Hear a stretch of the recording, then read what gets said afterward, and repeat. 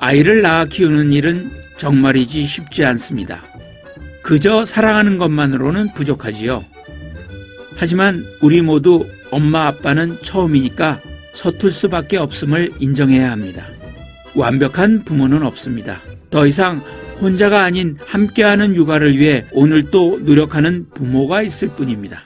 저와 함께 아빠 육아 전문가를 향한 첫걸음 시작해 보도록 할까요?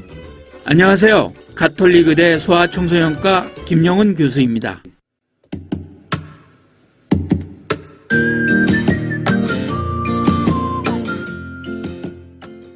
아빠 육아 15번째 시간. 오늘의 주제는 자녀를 감동시키는 아버지가 되어라입니다. 아빠들에게 존경하는 사람이 누구냐고 물어보면 대다수는 자신의 아버지를 언급합니다. 존경하는 사람으로 유명 인사를 내세우지 않는 이유는 무엇일까요?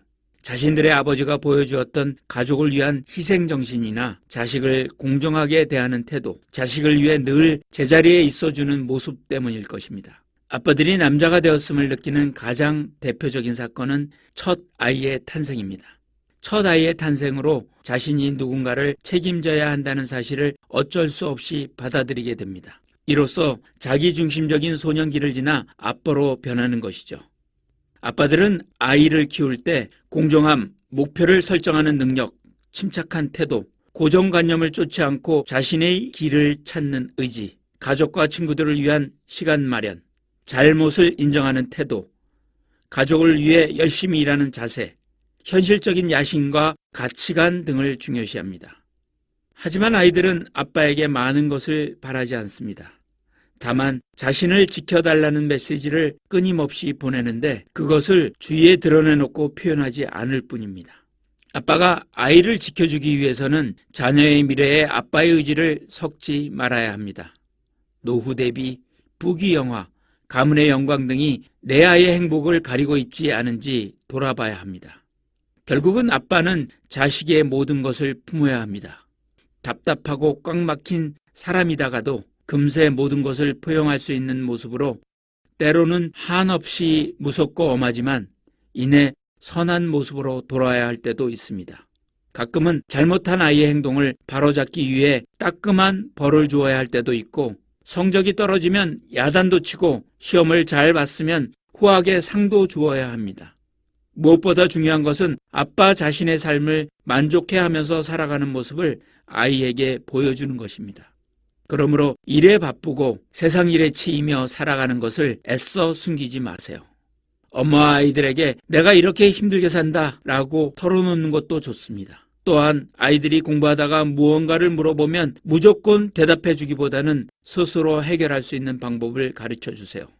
그러면서 시간이 있다면 아이들과 게임이나 운동 또는 재미난 대화로 함께 놀아주세요. 세상 돌아가는 이야기도 좋고 엄마 흉도 좋습니다. 여하튼 아이와 친하게 지내는 것이 중요합니다. 그리고 엄마가 아이들을 야단칠 때는 혼내는 엄마 옆에 있지 말고 자리를 피해주세요. 요즘 많은 아빠들은 친구 같은 아빠가 되기를 희망합니다. 하지만 아빠는 결코 자녀의 친구에 그쳐서는 안 됩니다. 함께 놀고 이해하는 친구처럼 편안한 관계이면서도 세상에서 자립해 의미 있는 인생을 살아갈 수 있도록 자녀의 성장을 돕는 스파링 파트너가 되어야 합니다. 훈계나 지시에서 벗어나 자녀 스스로 답을 찾을 수 있다는 믿음을 가지고 자녀의 재능과 능력을 끌어낼 수 있도록 도와주어야 합니다. 이를 위한 몇 가지 실천 방법을 제시합니다. 첫 번째, 스킨십이 기본입니다. 아빠는 자녀들을 많이 안아주어야 합니다.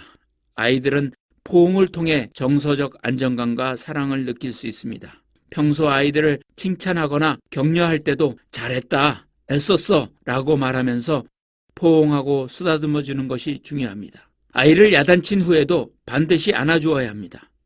아이는 아빠의 질타에 상처를 입기 쉽습니다. 그럴 때일수록 평소보다 더 다정하게 안아줘야 합니다. 두 번째, 긍정적인 마인드를 심어주어야 합니다. 자신감이 있으면 자존감이 높고 자존감이 높으면 자신감이 생깁니다. 자녀에게 자신감을 심어주려면 아빠가 먼저 무엇이든 잘할 수 있다는 믿음을 주어야 합니다. 희망과 기쁨, 자신감, 웃음 등의 말을 되풀이하며 들려줄 필요가 있습니다. 너는 긍정적인 사람이야. 너는 사람들과 잘 지내. 너는 이해력이 좋아. 너는 창의력이 뛰어나. 너는 건강하고 힘도 세. 등의 말을 자주 해주세요. 세 번째, 유능감을 키워주세요.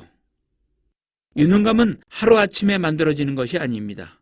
오랜 시간에 걸친 반복 훈련과 연습을 통해서 이루어집니다.